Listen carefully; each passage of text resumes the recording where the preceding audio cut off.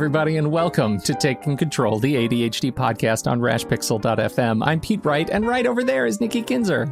Hello, everyone. Hello, Pete Wright. Hi, Nikki. How are you? I'm doing quite well, thank you. How are so you? Glad. Yeah, I'm great. You look good.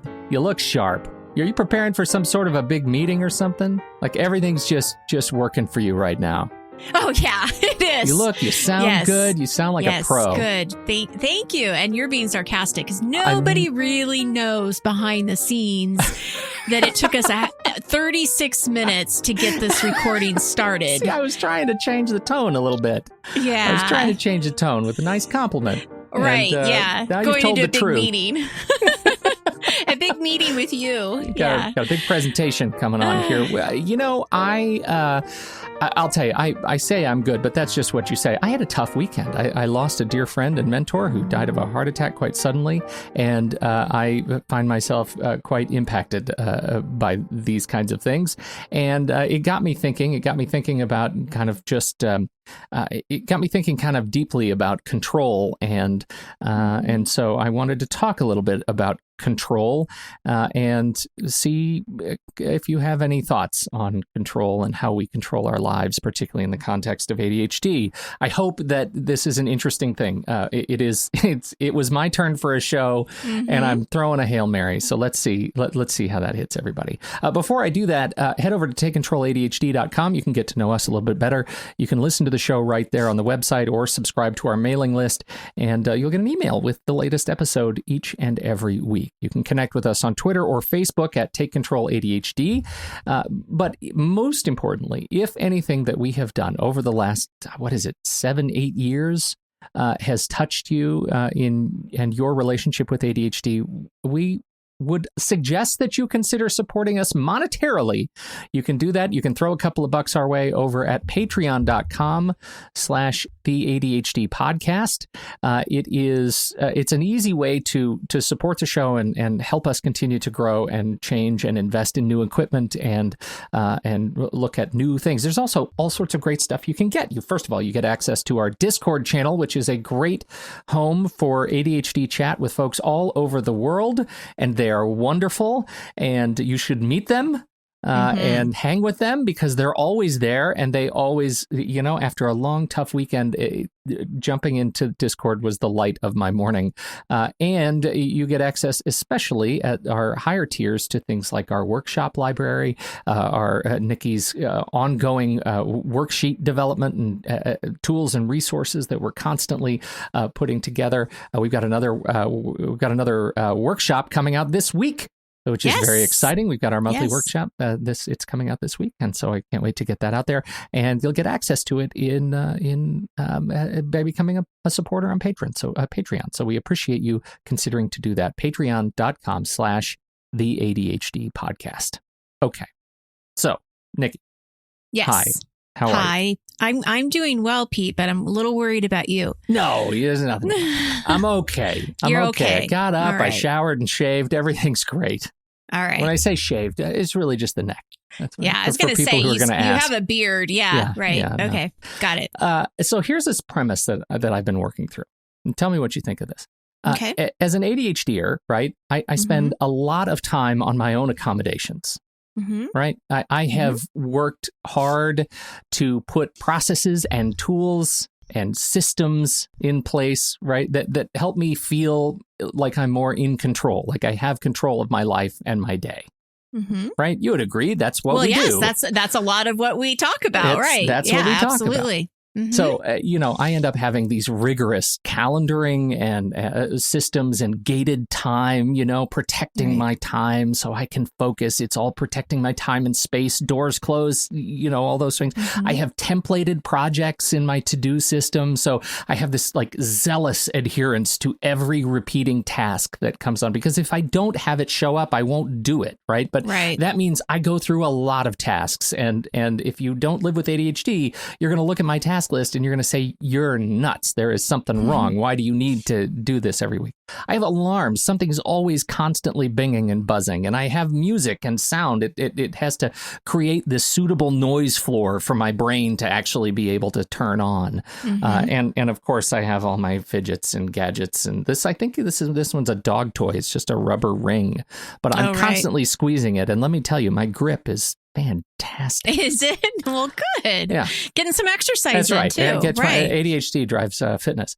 So these are things that over the years, I've come to learn how to forgive myself for requiring them in my life. Because for a long time, I was full of judgment and doubt. Like, why do I need all this? Why do I need this stuff? Right. But, having all these things, among many others, these are things that keep me focused when I otherwise cannot. So right. I'm definitely singing to the choir, right? Yes. But to the outside observer, when you start doing these things, bringing these things to the office, right, you get the responses are, they're hard to hear, all my gated calendaring stuff. Well, getting time with Pete is difficult. He's never available. Oh, he just doesn't like to work with other people. Oh, Pet Pete, he doesn't play well with others. Right. That perspective shift, it's hard to hear. All my templated projects with my zealous adherence to repeating tasks. Oh, Pete's memory is terrible. He just can't build habits. He's an annoying taskmonger. There's just something wrong with him. He's dumb. Right. He just can't keep that. Right. This is just kind of the perspective turn. Right. There's alarms. Oh, Pete's the noisiest guy in the office. He's always binging and bonging. Right. He don't sit next to him in meetings. Something's always going to buzz, or he's a control freak. He drives meetings with his own alarms, even meetings he doesn't own. There's just he makes his schedule everyone's schedule. Right. Are these really true things that have been said? Yeah. So this was before I worked for myself, and this is one of the reasons I kind of got on this, is thinking back to a past job, and this is largely why I work for myself. Why it's such a great thing to be able to do is not have to sort of suffer these kinds of things. Music and sound, right? All of my music and sound and noise floor making my office sound like a coffee shop. Oh, Pete thinks he's so special. He shuts people out with his headphones all the time. Right? Yes. That I can see, because people don't realize that it's something you need. They think you're just zoning everybody out and don't want to talk to people. Yeah, exactly. And then, of course, the fidgets and toys and gadgets and gizmos. Oh, he's addicted to toys, Pete is. He doesn't know what it means to be appropriate in a work environment. That's one that I have gotten probably more than anything else. What does it mean to be appropriate in a work environment? Now, I recognize that a lot has changed and over the years. And particularly, I posted last week, or maybe it's 2 weeks ago now, I posted the CBS This Morning bit about workplaces, work environments that are now changing the way they hire and the way they talk to people, because that's what we've needed, and that's what we've needed to just sort of shine a light on, that says, that people work in different ways, they interact with people in different ways for their own emotional health and productivity, and so we just need to change that conversation. But it doesn't change the fact that it's not fun to be singled out like this. And even worse, other ADHDers have complained about my habits, right? Because my ADHD doesn't look like theirs. Right. And my accommodations run headlong into their accommodations, right? I mean, we work differently. And that's hard. And so this is where I stumble. And then I discovered this fantastic post from Shawn Blanc at Shawn Blanc. Shawn Blanc. He's fantastic. I feel like when I say his name, I imagine him in a tuxedo, kind of James Bond. Shawn Blanc, ShawnBlanc.net. It sounds like that. Yes, it is. And he is another one of those guys who quit his corporate job to, become a creator full time. And he wrote a post about margin. Have you ever heard of this concept of margin? No. When I say the word margin in the context of life and productivity, can you guess what it might mean without reading ahead? Well, to me, my gut is telling me that margin, like I'm thinking a margin of error, like it's giving you some space. It's giving you a little bit of flexibility or wiggle room. That's how I see it. Yeah. Well, that's a very astute observation, Nikki Kinzer, because that's exactly what it is. As Shawn says, margin is breathing room. It is the opposite of overload. So kind of like when I say buffer time, when I talk about buffer time, it's giving you a margin of time. Yeah, it is. Yeah, it's giving you some breathing room. Mm-hmm. Yes. And in this case, I imagine it like a piece of paper, right? Literally the margin on a piece of paper. All the activity happens in the middle of the paper. Everything on the outside is for doing the things that you couldn't quite fit in the main work area. Like, you scribble in the notes, or when you're a kid and you're writing a sentence and you get to the end of the page and you realize you just didn't plan very well. So you start turning the paper sideways and writing up in circles around the page in the margin. That's margin, right? That's the space outside the space that is important to you. Now, Shawn didn't come up with this concept. A fellow named Richard Swenson came up with the topic from, I believe, his book called Margin. And here is the money quote that I want to share with you, and just let it sink in. So from Mr. Swenson, the conditions of modern day living devour margin. If you are homeless, we send you to a shelter. If you are penniless, we offer you food stamps. If you are breathless, we connect you to oxygen. But if you are marginless, we give you one more thing to do. That hit me right in the center of the chest. I mean, you got to let that sink in, right? If you are marginless, we give you one more thing to do. And I adore the concept. I adore the concept from a perspective of productivity, right? And as somebody who loves, thinking about time, I love how margin relates to the actual work I do. But I also wonder, what does margin mean for ADHD, for all these systems and accommodations that I put into my own life to help my brain interact with the world and engage with the world in the way that I need to engage with it? What does margin mean for that? And so I guess I want to propose that margin exists, ADHD margin exists outside of the accommodations that you put into place to keep your life in order and in control. Margin for ADHD is the gray unknown space, the buffer between what you have or what you know and the outcomes that you can't see and don't expect. Right? Mm-hmm. And at the risk of speaking for, everybody who lives with ADHD, I'm going to do it anyway, probably. We hate the margin, right? We have memories of what it's like to live in the margin, and it wasn't pretty. Mm-hmm. It wasn't fun. It was out of control. It was helpless. It made us feel stupid and judged and limited.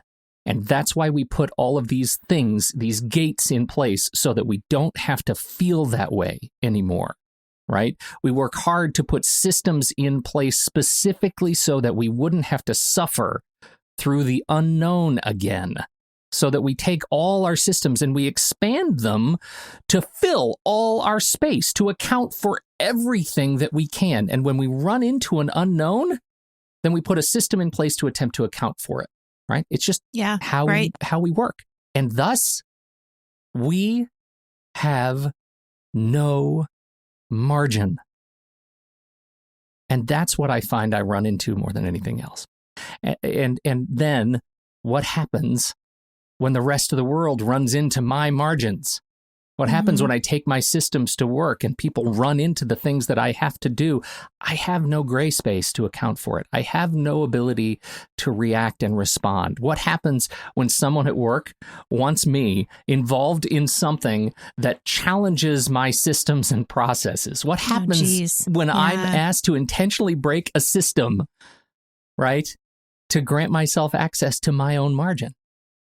Brainstorming sessions are the worst because I get totally sucked into them, right? I could go for days in a brainstorming session and lose track of everything else. Floating meetings, this is one we had all the time.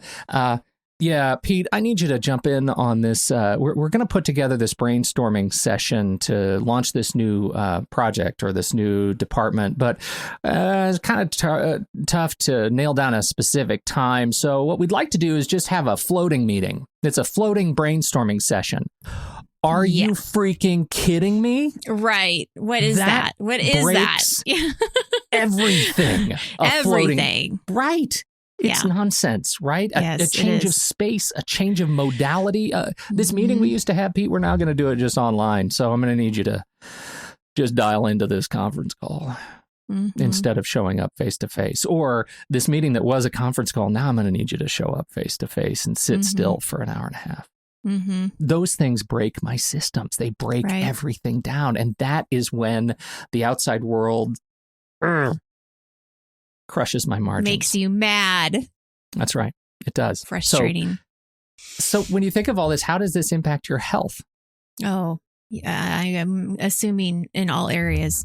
Well, yeah, you kind of have to ask that, right? To, yeah, right. Right. There's definitely a physical toll, right? There's a physical toll that comes with just the stress, the anxiety, the emotional toll, the intellectual toll. What are you what are you having to force out of your life in order to, to keep your systems in place? The social and relational toll, the people who don't understand you and that you don't have space for them to come to understand you because of these systems.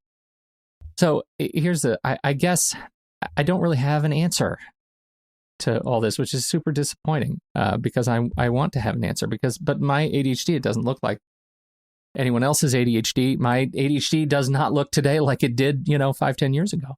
And so I just have one thing that I don't do enough that I feel like it's important to explore. And so it's a recommendation. Right? A recommendation of aspiration and potential to practice being inspired. Oh, I love that. Well, I don't know. Maybe that's a nice thing to practice being inspired. We don't do this very often. And I think it is a good thing. I think it's a positive thing. Why? Why do you respond to it then? Because there are so many things especially I think in today's climate that we could be really discouraged about, right? And when you watch the news and I'm not even just talking about our political environment, but I mean just the shootings that are happening and these terrible accidents and all these things that are happening, and then you're feeling. So you've got the outside world around you that is not great. And then you're feeling all of these things that you just explained. So there's not a lot of positivity going on in your life at this moment, right? And it does vary. I mean, I'm sure there's great days, there's happy days, there's sad days.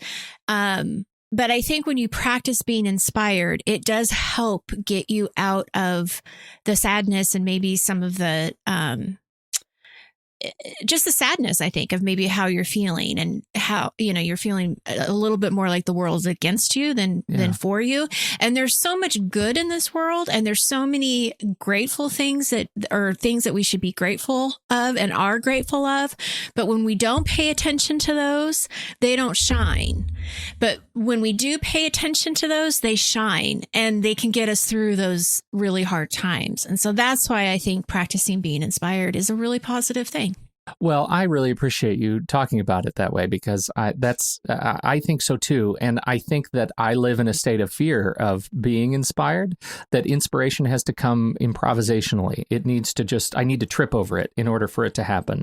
And so I propose that it's a muscle that needs to be developed. We talk about that all the time, like developing muscles. And we don't do it because if you're living with ADHD and you struggle with either hyperfocus or lack of focus, any sort of focus challenge, like pulling a string on inspiration can be, tugging on a fuse to dynamite, right? It can be a disaster for our productivity and break a lot of other things. But it also may be a necessity.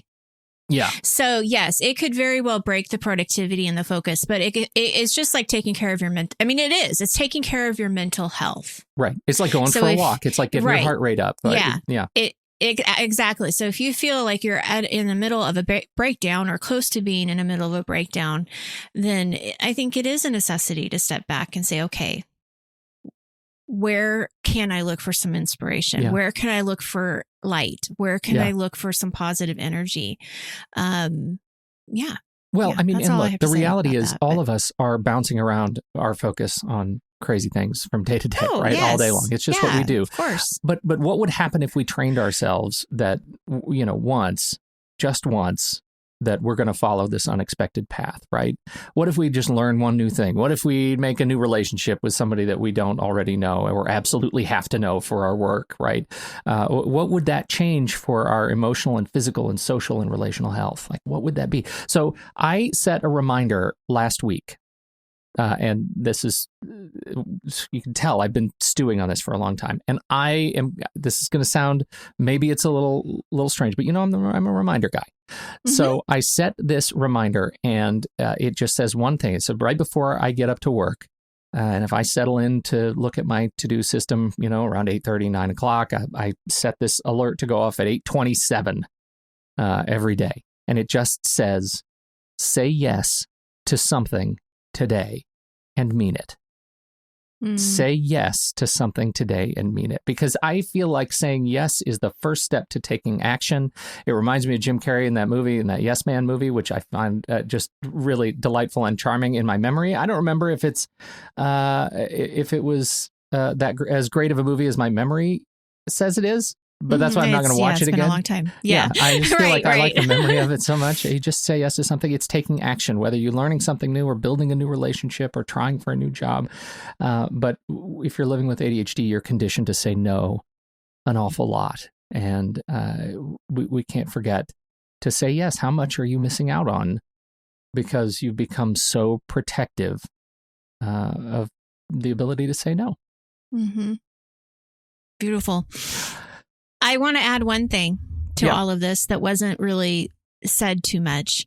But as a coach, I see it all the time, is the judgment that ADDers hold. Mm-hmm. And so if there's also something that I would practice or encourage people to practice is not only being inspired, but to let go of their own judgment. Yeah. And that's a process and that's not going to happen overnight. But I can tell you, I have a situation where a lot of judgment was coming into my life. I'm not ADD, so it wasn't about ADHD or any of that. It was in a completely different aspect of my life.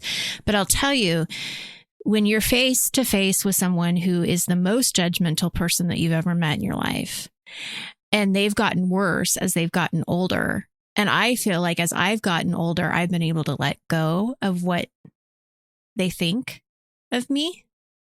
And it makes life easier. Yeah. And in the sense that I don't know how to explain it, but I don't beat myself up over it. Right. It's like I've let it go and I don't want to be that person.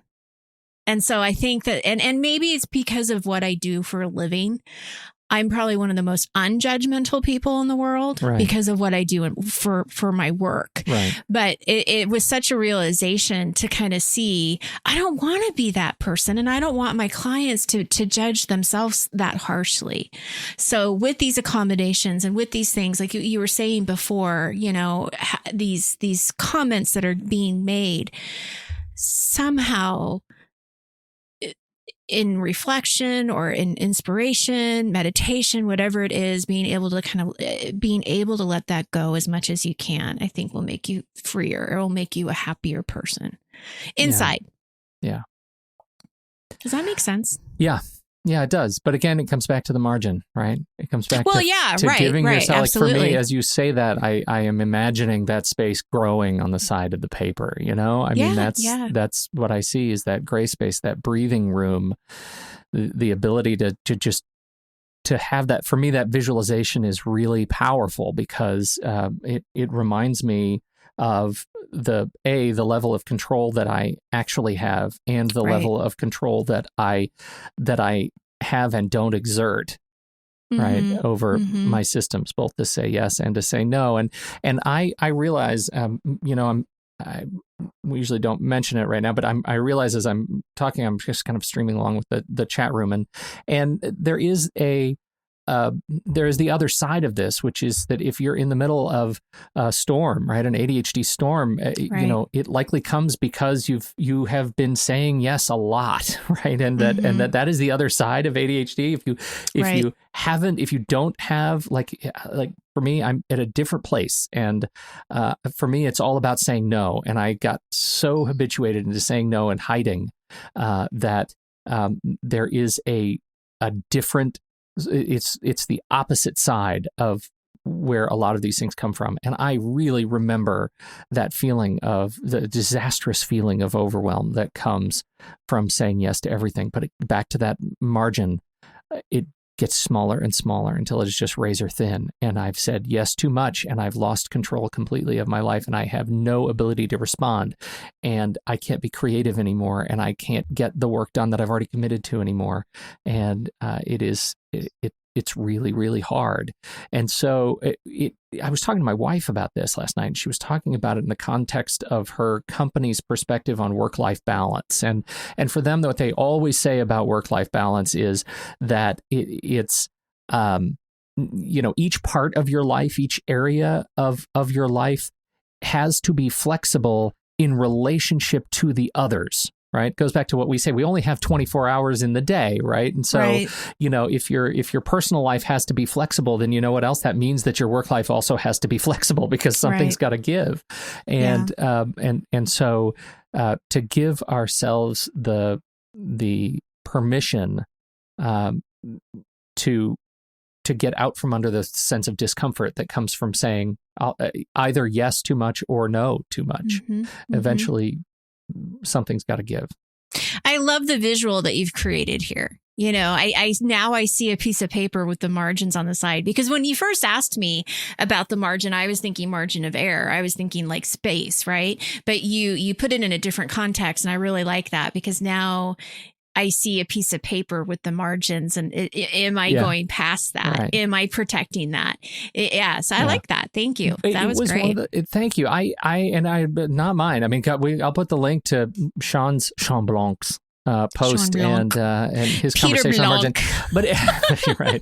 But we're going to change your last name. I'll take it. It's one of those that I just think really resonates as we pivot it toward ADHD. And you bet. To me, when you think about all that sense of control, and as it relates to all this, that being able to be flexible and think about, like I've been thinking for the last day, what do I need to do to grow that margin? What do I need to do to protect that margin so that I can play more, so that I can learn more, so that I can make some changes, do the things that I want to do with my life. So anyhow, that's what I have for today. Good show today, Pete. Well, thank you. Were you nervous?